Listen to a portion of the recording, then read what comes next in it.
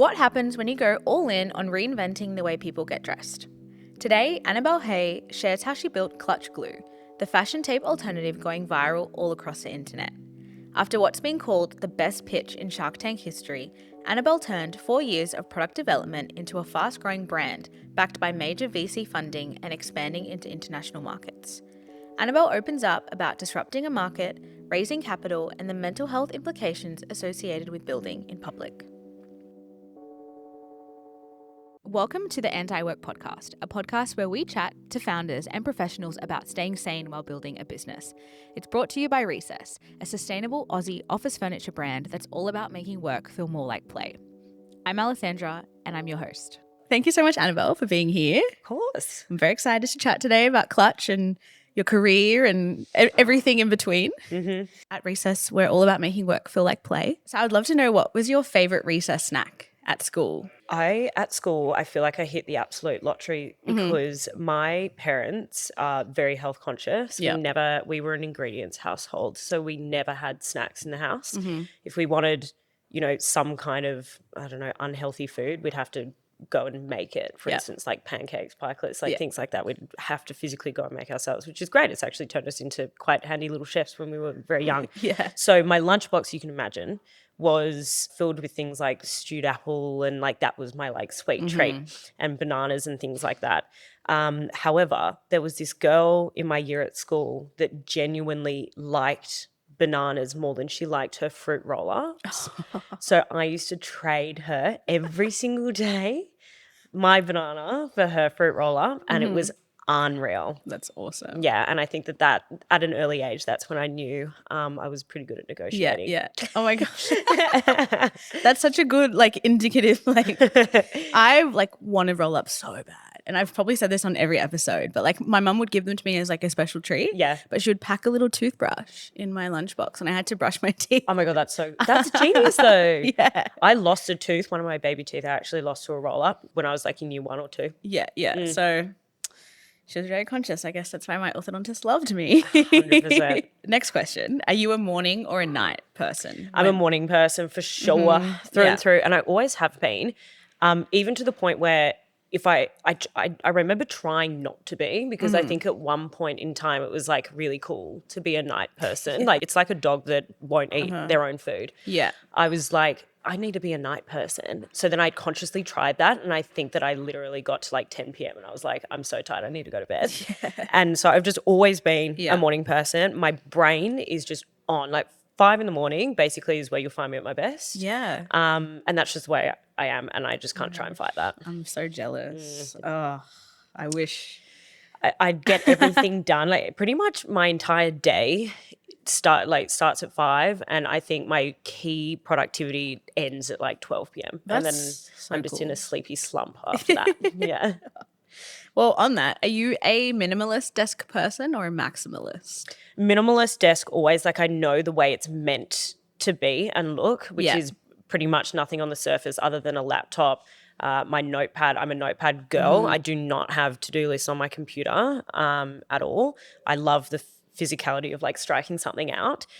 So pen, paper, and computer and a drink bottle, that's pretty much how you'll find my desk at any given moment. However, because I work in FMCG, because Clutch is a physical product, more often than not in a day, then at some point I'll take a look around me and I'm there's shit everywhere, and I physically cannot restart doing my work until I've cleared all surfaces again. Yeah. So it becomes cluttered, and then I declutter it, which is actually just a satisfying little break in my day. Yeah. Yeah. We're all, can't be perfect all the time. No, we can't. Things happen. So I'm messy. I'm messy but clean, if that makes sense. Yeah. I get it. Well, let's dive into the basics. I want to hear more about Clutch, your career, and kind of how you ended up where you are right now. For our listeners who may not know about Clutch, could you please explain to them what it is? Of course. So we'll take it back to kind of, I guess, the impetus of why I'm here is, and the fateful day that this all happened was it was 2017 and I was in college at the time with my friends, and we were all going out, discovering ourselves, discovering my personal style. And at the time I was working in construction, and like any young 19-year-old with too much disposable income, I decided to spend all my money on clothes and clubbing. And so one fateful night I was at Chinese Laundry, which for anybody that's never been there, it's like the sweatiest, dirtiest, most disgusting, foul club in Sydney. But it is so fun, like so fun, but it's just not like anything else that you can experience in Sydney. And I was there seeing a really small artist at the time. His name's Dom Dollar. He's a really big deal now. That's But a good flex. Love to go on the record and say that I was an absolute OG. Yeah. And so we were at Chinese Laundry, and I was using fashion tape to try and tape myself into this god-awful jumpsuit. And I was like fiddling around with all these fashion tape strips, and I wasn't getting the placement quite right. So then I was ripping my skin off, ripping it off. That single-use strip then goes in the bin. And it took me about 30-odd strips, like an entire packet of fashion tape, to tape myself into this jumpsuit correctly. And so then anyway, after about 45 minutes, I finally taped myself into it. And then I was like, all right, let's go to the club. And so my friends and I all rock up to Chinese Laundry, and within 2 seconds I started to sweat, and it all came off, and I flashed everybody in the club, including Dom. And in a moment of sheer frustration, I was like, it would be so much easier if I could just glue myself into my clothes. And then I was like, actually, that's not a bad idea. So then I spent the entire night just kind of holding myself in like this, like holding my boobs into my jumpsuit. And then I went home and I was just researching on the market. I was like, surely somebody else has thought about this before. So then I started doing research on the market, and there was literally nothing on the market. There was wig glues, there was eyelash glues and things like that, but there was no purpose-built glue to stick my clothes to my skin. Yeah. And so I was like, you know what, we can get men to the moon. I can invent glue. And I was a very delusional construction manager at the time, and you can imagine just the kind of ego that I absolutely had on my head at that point. And I was like, no, we can do this. So I kind of then set out what ended up being a 4-year-long journey to invent and patent Clutch. And then we launched on the 1st of December 2022.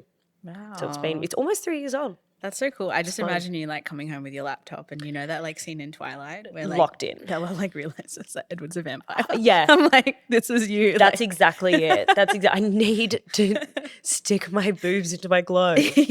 Yeah, I felt like I was solving Enigma, and I really wasn't. But, you know, to each their own. Yeah.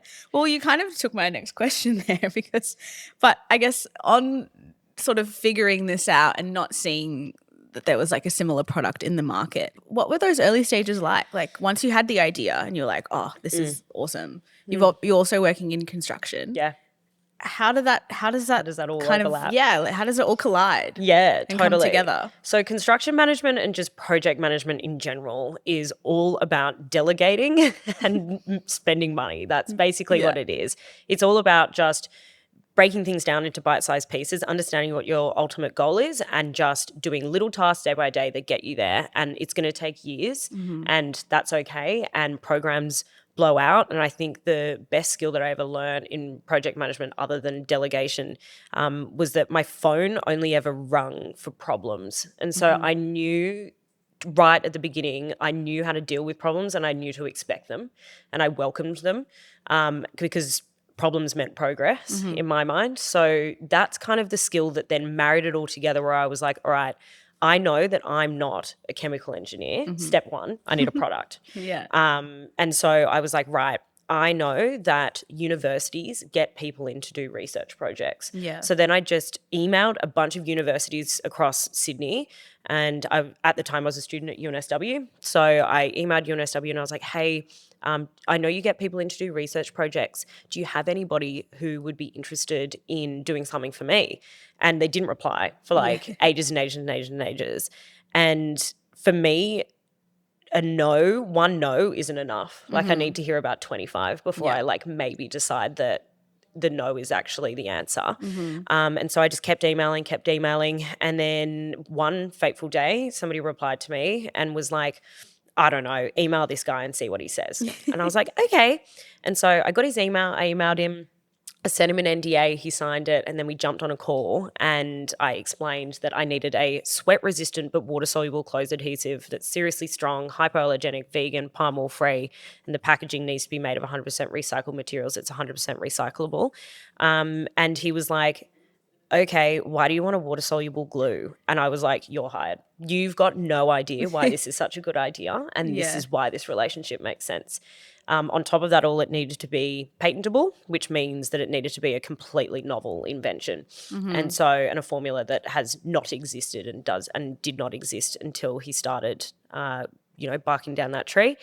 And anyway, I engaged him. I spent an eye-watering amount of money for his time, and it took him about a year. We had like 12 or 13 different failed samples, and then we finally landed on the clutch formula that we all know and love. Throughout that process, I'm always really fortunate that I have some incredible friends, and there were people that I could really, really trust and lean on when it came to this process. I think a big thing that people struggle with when it comes to early stages of starting their business is they don't know if they have a support system that they can trust to talk about things that are confidential and things that won't leave the room. And I was very lucky that all my girlfriends were so supportive, but knew that it was something that needed to be under lock and key. And so when I asked them if they could be a part of the testing process, I did get them to sign NDAs, and they were so supportive and just excited to test this product for me. And lucky me, they all had different skin types and skin conditions. So we had somebody that has psoriasis, somebody that struggles with really bad eczema, someone's just got really bad sensitive skin. Then we had people of different skin colors, because we wanted to make sure that Clutch dried true clear instead of a white cast, because that's not going to work with people that have darker skin. So there's just elements to that where I was able to curate a really lovely panel of people that wanted to test my product. And I even had men test it as well to make sure, they're a little bit more fragile when it comes to, ripping things off their skin because they've got hair and things like that. So what does that process look like? So I was able to sort of just like curate this lovely environment, especially for the first year when we were inventing the Clutch formula. Then once we had the one that everybody signed off on and loved, then it came to actually patenting it and marketing it and designing it and understanding actually what our brand voice was, which was, that was an entirely different journey that then took another 3 years. That's so cool, like hearing all the like behind the scenes. And it just comes together, and like it doesn't happen overnight, right? Like, and you need to give yourself that grace though. Like give yourself that grace that today I just want to go on the ASIC website and get my ABN. Yeah. And that's okay. You've ticked that off, and that is a task that gets you just a tiny bit closer to where you want to be, and just celebrating those little moments of success while you're also juggling your own day job. Like at that point in time, I was still working full time. And so there were only a certain amount of things that I could do in a day. And I just really welcomed all the struggles and the trials and tribulations that came with it. And I look back on that process with serious fondness. I really enjoyed the process. Yeah. Oh, that's awesome. Talking about while you're like building something and creating this and also working full time, how did you like manage that? What was you were quite young too, right? Really young. Yeah. Really young. I think 19 was when this sort of like all first started. I was lucky in that the company that I worked for, shout out JLL, they were so excited for me to be doing just something on the side. I think for me though, I had a really great relationship with my peers and my bosses, and that really fostered this environment that was really encouraging for people to go and do other things and really explore their own potential both inside of work and outside of work. And that just goes to show the culture of that company as a whole is just amazing. And that's something that you really don't get in a Fortune 500 company at all. But they seem to just have culture down pat. You speak to anybody that works there and pretty much they'll all say the same thing. Yeah. And so I think that just having that relationship with them generated this understanding of what I was doing. Yeah. And if it was I wasn't available at 6 p.m. or 7 p.m. or 8 p.m. to take a call. It's probably because I was doing something else that I was, building, and they were respectful of my time in that way, where if I didn't tell them or they were excluded from the process in different ways, they would have felt a little bit blindsided by me when I then came along and was like, okay, I'm doing this thing and you're going to see it launch next week, and like, this is what I've been doing in my spare time. That just like isn't the way that I rock. Yes. I'm a very transparent person, especially when it comes to the people that I work with day in, day out. And that's just the way that the kind of culture of that company had always fostered. So I just they respected me and I wanted to respect them. And that's the only way that I felt was necessary to do that and not burn my bridges, was to just make sure that they were kind of on the journey with me. And that was great. And that also gave a level of accountability to me and to them as well. And I think that that was the reason why I was honestly able to do it, was just because they were so supportive. Yeah. Oh, that's awesome. So just don't sneak around. So you've got this product, you've launched. You're also still working, right? As when Clutch launches. Yeah. And then when was kind of the moment that you knew like Clutch could be something? Basically the first time we went viral, which happened 3 months after launch. Right. So this was sort of end of February 2023. I had gone over, it was a Sunday. I'd gone over to my sister's house because she's the Clutch CMO. So anything beautiful that you see is all her. She is just so creative and so wonderful. And I'd gone over to her house and I brought my entire closet over to her house. And we had filmed just a bunch of use case videos for Clutch. We did, you name it, like socks, we did strapless tops, we did spaghetti straps, we did bike shorts, like all the different ways that you can use Clutch. We'd filmed a bunch of different use cases. And I think there were like 30 or so videos that we'd filmed that day, and they were in the bank, in the TikTok bank, ready to just post. And that day I'd received a comment on a previous video that literally got like 300 views. And it was somebody just commenting being like, can you use this on spaghetti straps? And so I just replied to that comment with a video reply, and I posted a 10-second video of a spaghetti strap falling off my shoulder. I clutched it back onto my shoulder, and Bob's your uncle. 10-second video. It's like literally the shittest video you'll ever see. And so I uploaded that night. It was a Sunday night. And then I woke up the next morning, my phone was broken because that TikTok had actually gone super viral, reached over 9 million people, over 420,000 likes, and countless comments. And we'd sold out overnight. We made about 160 grand in 12 hours, which actually sold us out of our first batch. And then I called all my friends to come over to my house in Bondi and start packing all these orders with me. And they went to 45 different countries. And that was when I was like, all right, market fit, tick. And now how do we scale this? And the easiest thing, I guess people do get to that crossroads where they're like, okay, what now? Like, do I just need to keep posting more TikToks, which is what we did. We kept on then getting comments being like, can we use this on silk and satin? And does this seep through? Does this work with sweat and blah, blah, blah? So we just kept feeding the algorithm and then just staying on top of that algorithm. Like once you're in, it's so important to stay in. And so that was great that we coincidentally, it's like the stars aligned and we had all of those videos ready to go. So that really helped. And then I think from there, it was just the Americans that were really mad that they had to pay for shipping and that they had to wait 2 weeks to receive it. And so I was like, right, the next useful step in this process is to get a 3PL over into the States and start scaling it over there. And so that's what we did. And I think always our philosophy for growing Clutch has been, what do our customers want? Which is why our community is us, like Lucy and I do all the community management, and why our customer service email address is also me, because they're the ones that give us ideas for what we're failing at, what we need to do better at, where our customers are, whether communication is actually working or not, and ultimately, where we're failing as a business and where we can improve. So that's kind of how that all happened, was through the internet, and it still remains pretty much our beacon for success. Yeah. And then, you also had the Shark Tank viral moment too. Oh, God. And that's so everyone probably loves to bring up. Shark Tank moment is so funny, that video. The amount of times I hear that audio play, like in the most random of places, they're like, oh, sorry, can I just fix this? I'm like, oh my God.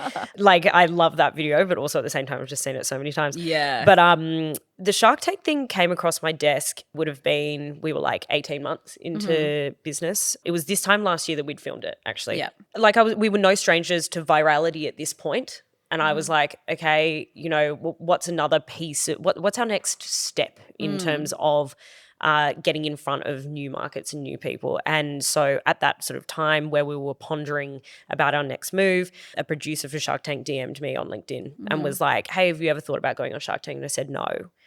Well, I said, like, yeah, I've thought about Shark Tank and no, I don't want to go on it. And he was like, can you please just like give me your phone number? I'd love to call you. And I was like, fine. Convinced me then.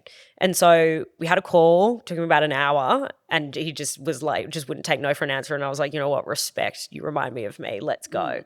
And so basically, that's what we did. We ended up saying yes to doing Shark Tank, and then in November was when that pitch actually went out into the world. And that was a really interesting experience. So for those that don't know, when you go on Shark Tank, it's a 2-minute pitch followed by a 45-minute Q&A. Wow. And it's all one take. You get one shot. And if you say anything like that, you bet that it's going in the edit. And so we knew leading up to it, we had about 6 months to prepare. So it was a long time. And so I was like, all right, we need to be as prepared as possible and this needs to be perfect. And also for me, my main concern about going on Shark Tank was this is a panel mainly full of men, white men, and I need to talk about like boob glue to them. And I just knew that it could have been the butt of a joke. Like I knew if it wasn't done well or if I didn't know my shit, it was just going to be turned in a completely different way where I'm running a completely legitimate business that's solving a real problem. Yep. And I just didn't want to be taken a fool of. And the only way that I was going to mitigate that risk was to be as prepared as possible. Yeah. So then my sister and I ended up arranging these mock Shark Tank nights. We had like 6 of them where we'd invite like friends, shark-like people that we knew from the industry, old bosses, like you name it. And we packed rooms out of people, like 60, 70 people in a live audience. And I would do the Shark Tank pitch to them. Wow. And I would feed them in like sandwiches and pizzas and things like that. The reason why we did that was really just to get me nervous, like actually just start like practicing pitching in front of people. And what that did was then we did about 100 hours preparing for that pitch, which is a lot of hours, but it was totally worth it in the end because then the day came around to doing the pitch and I was like, thank God this is about to be over. Like, oh my God, I feel like I've just been doing this forever. And so what that did was when I arrived, and there's thousands of people there, like it's a Disney in Sydney and Moore Park, and what you don't see is just like how big this operation is, this whole thing. And so we arrived, my producer was there, we met, we were like going through the pitch, and I was just so present and so excited. And I think that really came off well, where then when I was presenting, I was like, I've got this in the bag. Yeah. Like I've done as much as I possibly can to prepare.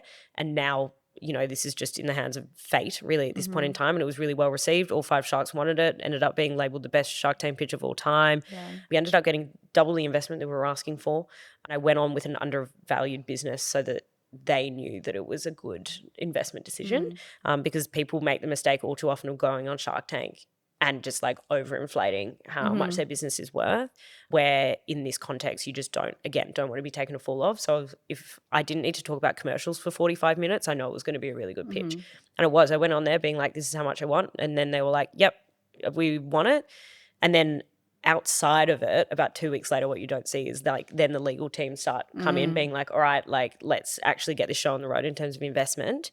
And I basically then said my real evaluation is $2 million for 20% of the business, and I have a term sheet from Blackbird, who's a large VC in Australia, that want to back Clutch. Would you reevaluate your offer for $2 million for 20 and go in at that val? And they actually came back and said yes, but only if you give me founders shares, which for anybody that knows, you would never give any investor founders shares. What that does as well is set a precedent to other investors that come in being like, well, I see that you've given these 2 celebrities founder shares, so why can't I have those? And what that then does is then they can vote you out of your own company. So don't want to do that. Yeah. So then I said, thanks, but no thanks. And then one of the sharks came back to me saying, if you don't accept my offer, the odds of your episode airing are next to none. And I said, all right, I'll call your bluff on that. And I did. I called their bluff, and of course it aired. And now that episode, that clip of me online has over 350 million views across socials, and it is the most viewed video on all 5 sharks social channels. Wow. So I did them a favor. Yeah, that's crazy.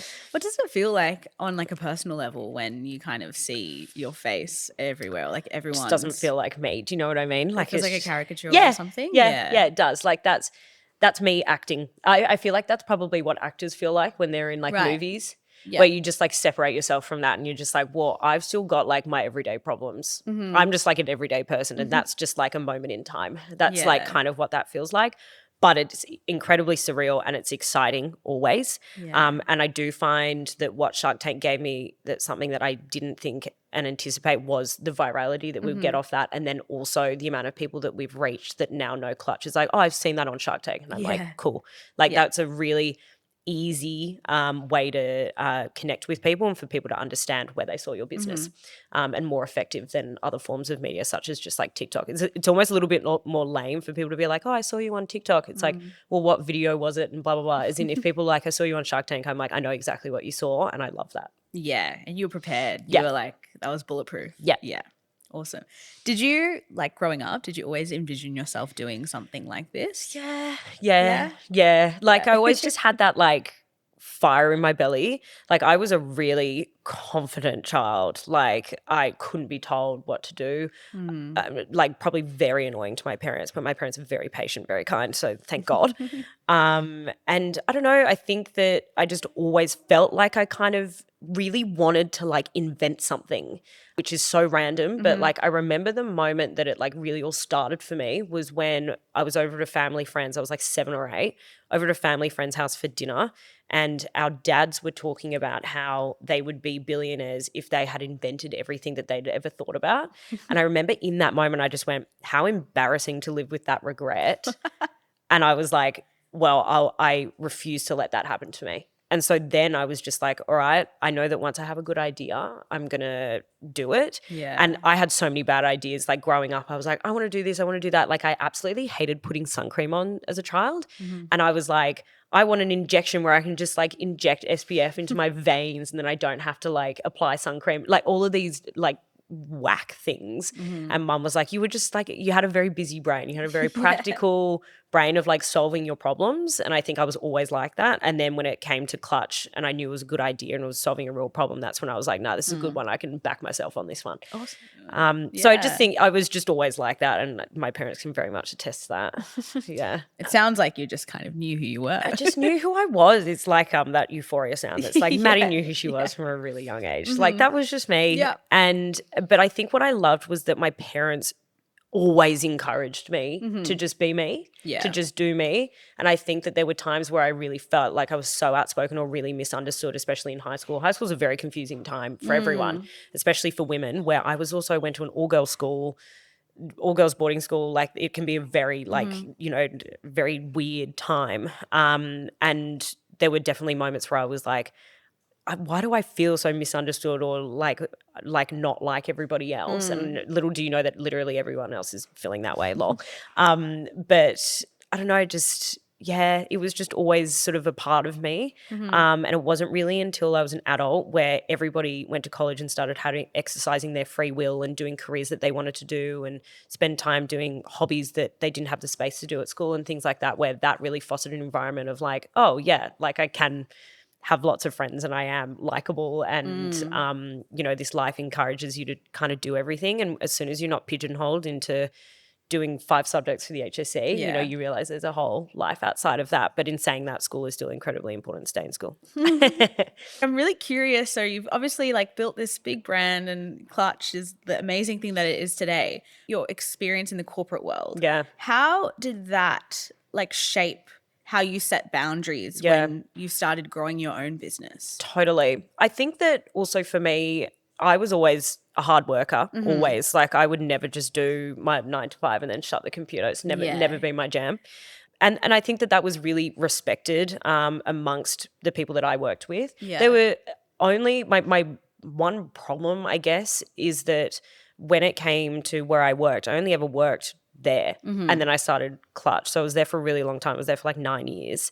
And I just absolutely loved it. And so they always said that, you know, the grass is green here, like you don't leave. And that's very true because there were a lot of people that left the company and then came back.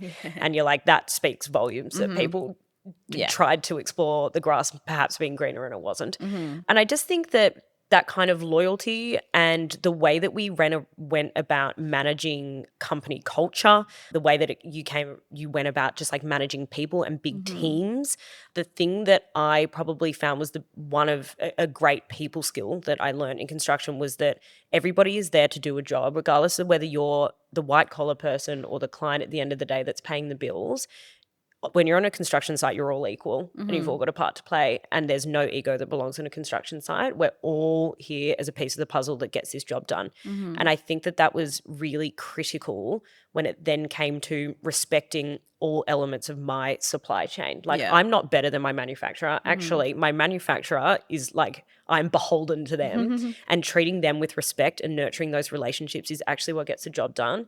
I think that construction is always a little bit outspoken in like, to get things done, you're screaming at people on site. That's like literally couldn't be further from the truth. Like I have to treat everybody with respect. Otherwise they'll literally just walk out the door and be like, fuck you. And that was a really great skill that I learned with that, is that the relationship building side to it is actually what gets the job done, and saying your pleases and your thank yous and treating people with respect and asking them for solutions to problems as well, like working with them instead of against them. There's just like those really critical skills that actually work to harnessing a productive supply chain and a productive work environment that I think that you just don't really get anywhere else. Yeah. And I would like urge people, and you're allowed to disagree with me here, I feel like there's always this general rule of thumb where if you don't know what you want to do, just go and do an arts degree. I think that that is actually the worst idea in the world. I think if you don't know what you want to do, go and do a degree in project management, because it will just teach you those just like general, just like project management skills, which are then so transferable to literally any industry. Anyone needs a project manager, literally anyone. For sure. And so it's just things like that where I'm like, that's just like a critical piece of information where I think that everybody should take on board if you're lost about what you're doing. Yeah, well, that's great advice.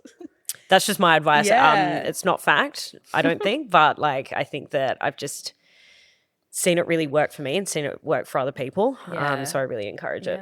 What was it like building Clutch while also having a job? Yeah. And were there any kind of strategies that you implemented so that you didn't face like burnout and that it was sustainable? Totally. I think productivity, I was always productive. You know the saying of like, ask a busy person and it'll get done? That was like literally me. Like I just had a laundry list of things and I just never procrastinated. Yeah. And so you end up just kind of being like, oh, this isn't so hard. The way that I think about any task, especially a task that I like don't necessarily want to do, they're all 15-minute tasks. Everything is going to take me 15 minutes. Yeah. And so normally what that does is that I'm like, yep, it's only going to take me 15 minutes. And then I start the task. And regardless of whether it takes me 15 minutes or 5 hours, it doesn't really matter. At least starting is always the hardest part. Yeah. And then you just like open the floodgates and then you keep going. I think that doing my work in those little sprints was really good, because then it's conducive to being like, okay, my 15 minutes or my 20 minutes or that task is done. Now I can reward myself with, you know, going for a little walk or, I don't know, doom scrolling for 10 minutes, whatever it might be. I kind of like always had the light at the end of the tunnel to kind of reward me for like doing a hard job, a job that I didn't want to do. And so I think that that always really, really helped. I think for a long time I had no boundaries, and I definitely did suffer from burnout, especially during COVID, because there was no stopgap between my day. However, when I actually launched Clutch, I got into a new, he's still my boyfriend, but like we first started dating basically when I first launched Clutch. And what he does is, and at first this was met with like kicking and screaming, but he is so good for my work boundaries, because I work with my sister. So we just like are obviously together talking 24 hours a day. We have no work boundaries when it comes to communicating about work. So it's kind of Harry's responsibility to kind of pull me out of that and be like, we're cooking dinner now, we're going for a run together now, we're going for a walk, we're going out to dinner, whatever it might be. He's really good at pulling me out of it. And sometimes there are moments where that doesn't work, but I think that I've had to be more respectful of other people's time and how I'm affecting other people with my I guess, you know, endeavors to be super productive, and how that's actually negatively affects my relationships as well as the burnout. And I think the burnout is something that isn't physically, you're really able to see how bad it's getting, but my relationships with my friends and my family and my boyfriend is something that I can physically see. And that to me is important to obviously foster and maintain in a positive way. So I figure if he's the one that's stopping me from getting to burnout, then he's the one that I listen to first and foremost, and he's the one that stops me getting there. So I'm really, really fortunate that I have an external source that holds me accountable, and I think that's okay. Like you're allowed to not know your own boundaries, but trusting somebody else to kind of speak up about something where they think that you might be going into burnout territory is also really, really important. Yeah, so it's really special. Yeah, if you're not able to have that skill yourself, which I don't, and I don't have that self-control, having somebody to, you know, hold you accountable is really important. Yeah. And he's a very special boy. Oh, that's lovely. Yeah. So Clutch has obviously had really big moments on social media and all of these different moments of being viral. Do you feel pressure to like show up on social media as the face of the brand? And if so, like how do you manage it? Like you said, like is it this caricature kind of thing that you can like separate yourself from? Or the founder-led story was something that we didn't has worked for us. Yeah. However, that was an accident. The only reason why we did a founder-led story is because I couldn't afford to pay an influencer or UGC to talk about it. So I was like, well, I'll talk about it. What really worked was that obviously I am my own target market. I use my product every single day and I've solved a real problem for myself, and other people just really resonated with me with that. Yeah. And that really helped. When it came to then just kind of like making more and more and more content, that became a bit difficult to like ideate new content or even just sit down and film it and edit it, especially when it was just Lucy and I running that side of things. We realized pretty quickly that if I'm also trying to be the CEO and, you know, do all of that kind of thing and then do TikTok and Instagram, that I just didn't have the time. And that was honestly just falling onto the back burner because it wasn't as important as, you know, making sure my retailer partnerships were going well, for instance. And so we realized pretty quickly that we needed a resource to help us with that. So we, at the beginning of the year, we hired a social and content assistant, and she's there that helps us edit a lot of our videos. And she also helps me if we get a comment or something like that and she'll send me a text just being like, Annabelle, can you make a video about this? And I'm like, great. It's just kind of taking off that mental load of coming up with the ideas all the time.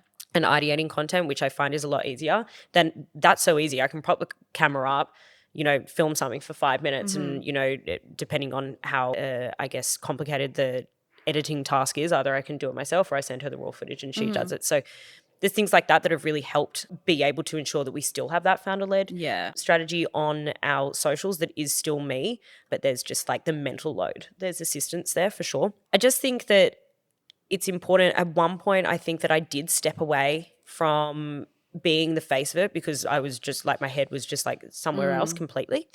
And that actually, it did negatively impact our performance. The second, I think that I wasn't on the feed for maybe like 4 weeks or something like that, right? And during that 4 weeks, just the content just like really wasn't performing the way that it should.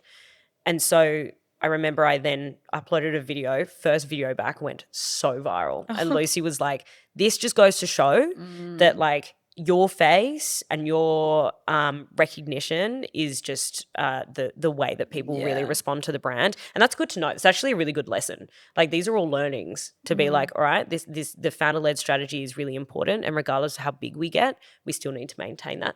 The good part is I live and breathe that brand. So it's really easy for me to talk about. And it's really special that people still want to see me. I feel like I sort of, because I'm like, there all the time. I'm like, are people sick of me? Like, surely. Like, I'm sick of myself. But no, the answer to that is no. I don't think we've reached the ceiling yet of too much Annabelle. Sorry. Well, obviously people love it. So if it's working, you know. You do. I know you just don't fix something that's broken, right? Yeah. Well, I guess moving forward, where do you see Clutch going? Like, what does your team look like now? And where do you see yourself in the business? World domination, global domination always. We will not stop until everybody is using Clutch instead of fashion tape. I don't know why anybody uses fashion tape. It's so shit.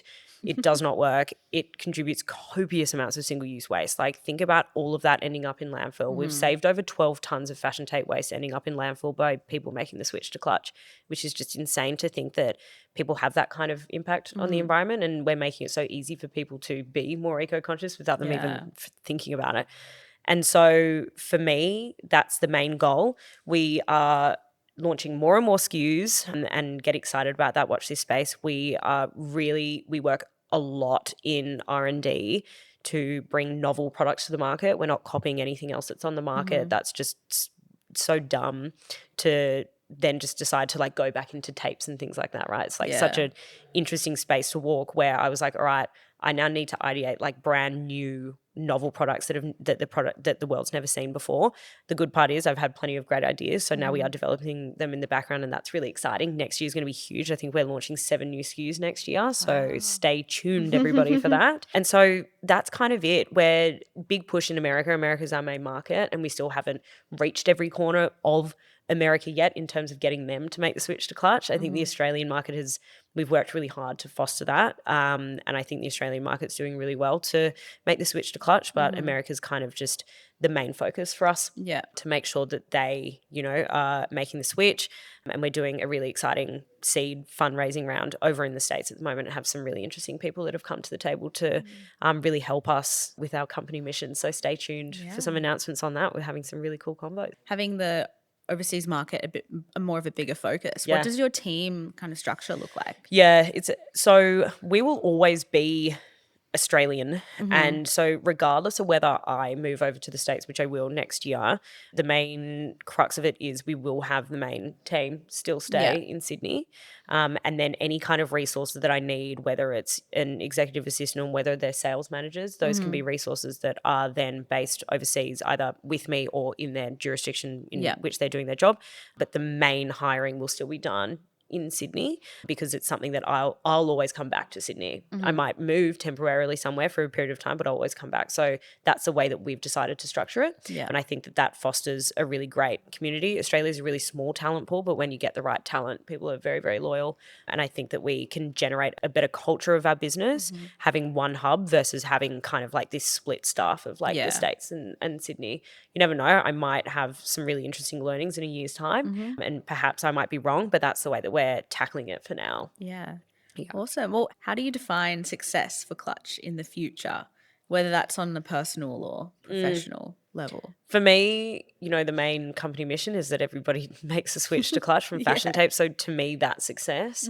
I would say that more and more it's also just leaving people better than how you found them from a personal standpoint. I think that I really, really enjoy speaking to early stage founders or people that are wanting to start something and don't know how.